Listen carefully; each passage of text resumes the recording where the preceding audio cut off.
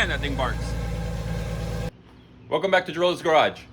Today I'm going to attack the pressure line of the power steering on the Boxster. Stay tuned. So some of you who may not have seen any of my videos in the past might be thinking, why am I going to bother fixing a power steering line on a Boxster that's crashed? Well, I need to get this car to the body shop. Yes, it's crashed. I need to get it to the body shop, and no body shop is going to want to take this car when it spews out a bunch of power steering fluid every time they crank it. So I need to get that fixed. In order to do that, it's not going to be such an easy feat. I need to remove the intake. I need to remove the AC compressor that's down there, so then I can get the power steering line out. I need to take it to a hydraulic shop and have it fixed, because I looked at the ports, the Porsche, the parts diagram and all that stuff, put in the part number, and it's NLA. No longer available. So even if I wanted to buy one new, I can't. So that's okay. I will go get it fixed. Instead of $400, it'll be $20 or $30 or $40 or whatever it's going to be. It's going to be a lot cheaper than buying a new one, and it'll be just as good. I'll get it done at a professional hydraulic hose place, and it'll be good as new, if not better. So that's what I have to do today. This car needs to go, like I said, to the body shop, and it has to be, because when I get that call, it's like, okay, come now. Body shops, most of the time, they work on a space, limited space. It's like, okay, I got a spot for you, bring it. So your car has to be ready to go. I also have to remove the seats. I want to put the stock seats back in it because it does get very dusty over there at the body shop. And I need to, I don't want to have these cloth pole, Recaro pole positions get all full of dust. So that's easy. It's 4 bolts per seat. It's no big deal. So that's what I'm on. The Boxster. Can't wait to get it fixed. The first thing I'm going to do is disconnect this thing here so that I can drop it down, because it's in the way. It's extremely inconvenient. So I'm going to take out the little pins here that connect the cylinders here, these guys, to the bracket, so that it'll just all be loose and I can drop it down. It'll be a lot easier than having to work around that. And what would the day be without a little entertainment?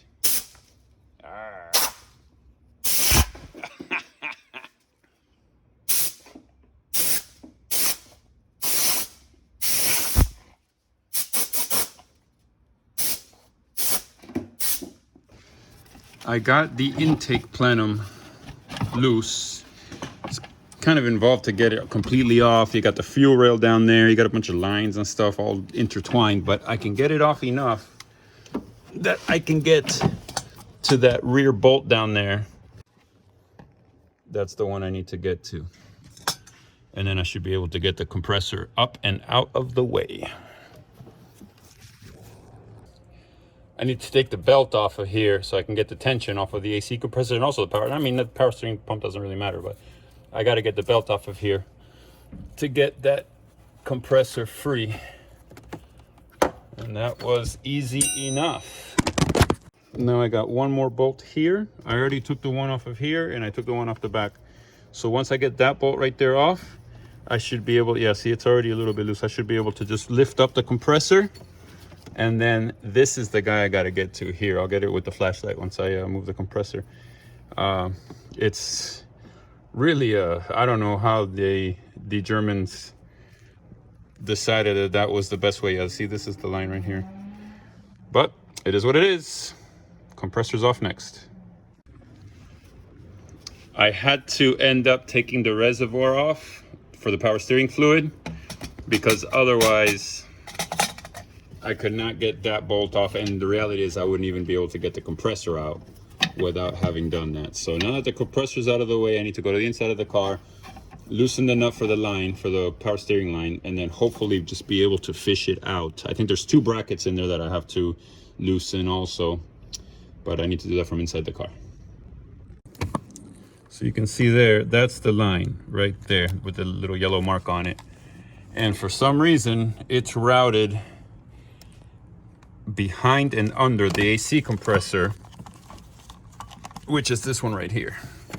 So once I move that out of the way, I can get the line out, but I also have to get this bracket out right here because that's holding the line in place. So okay, so I was able to get the line out, and look at that, look where it melted right there.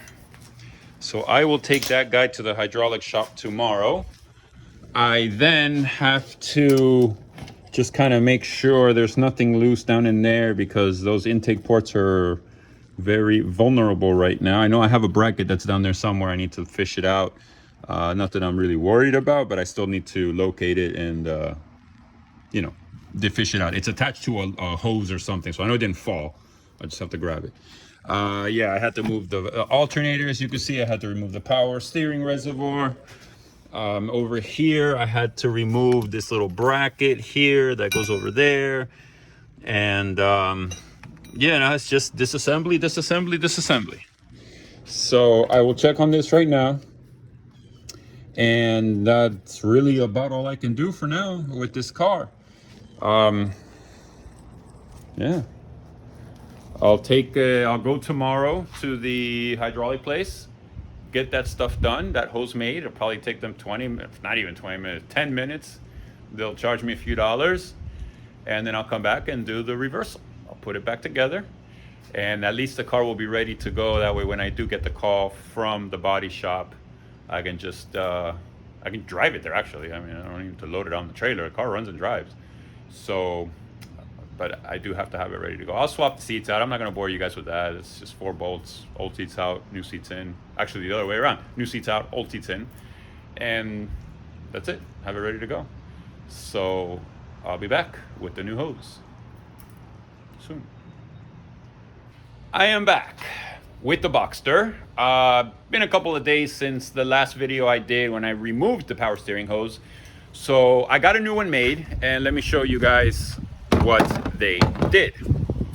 So this part here, they had to basically cut it. I remember this part being a little longer, but I'm gonna see how it fits. So basically they cut it, they put in all these new fittings, they put the new line. I had them actually make the flexible portion about 1.5 inches shorter than the original one, so even if I don't tie it up to anything, it's still not going to touch that header. And then here also you can see they brazed on a fitting and this fitting, so actually this might even be easier because I can install it as 2 separate pieces of hose, actually even 3, because this part here will probably come undone too, but I don't need to take that off.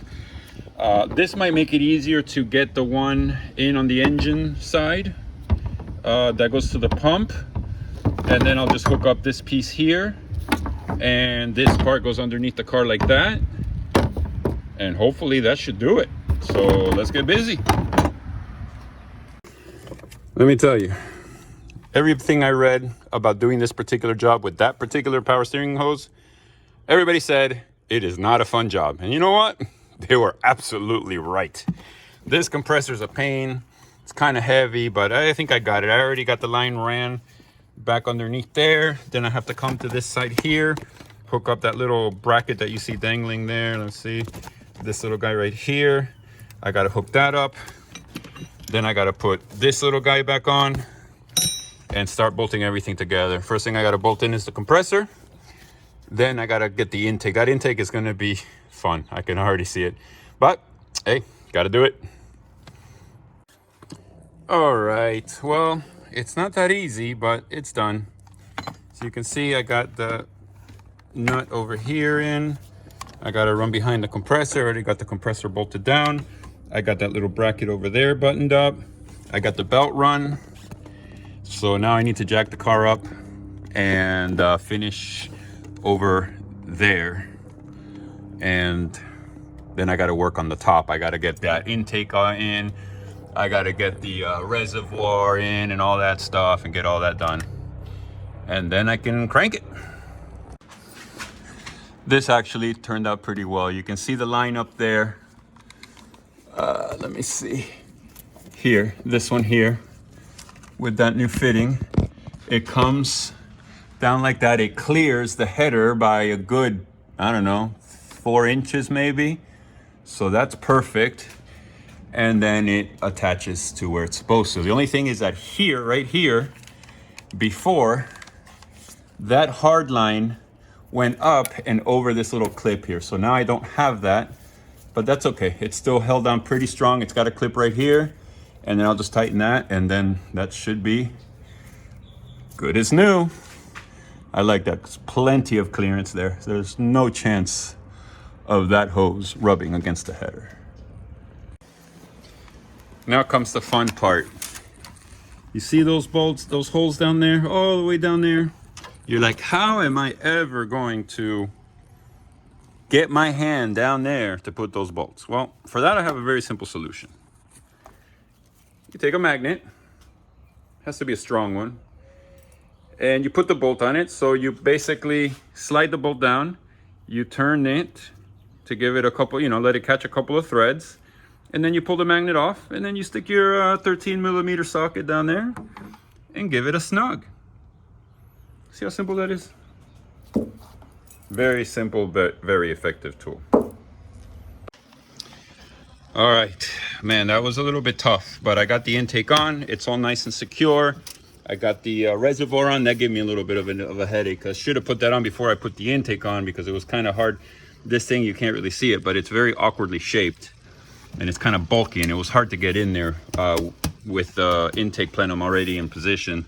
But everything's in, everything's hooked up, everything is done. So I'm gonna crank it up. I already filled this up, so I need to start the motor, let it suck all that fluid up, send it up to the front rack. I need to get underneath it and make sure it's not leaking anything.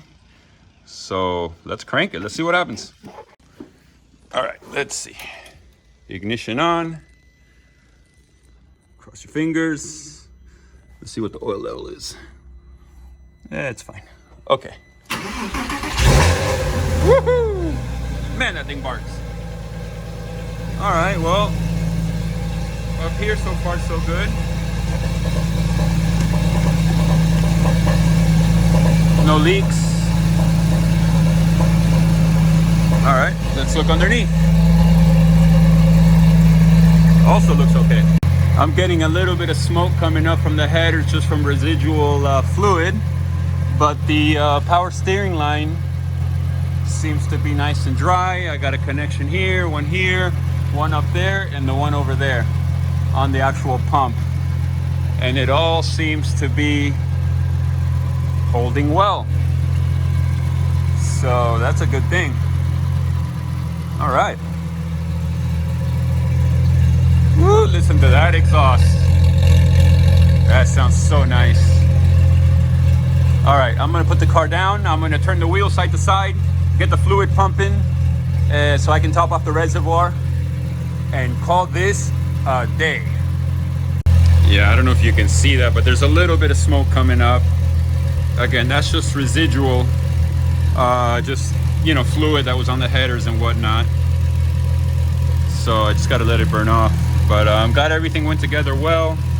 Engine seems to be running just fine. But yeah, I don't know if you can see that smoke, but there's definitely smoke coming up. Anyway, let's check the fluid. It should have sucked it in, yep. So let's turn this wheel. Great, now I got an airbag failure because I started it without the seat. That's okay, I'll clear it. But now the steering wheel's working normal. Before it was going. So all right, I'll top it off.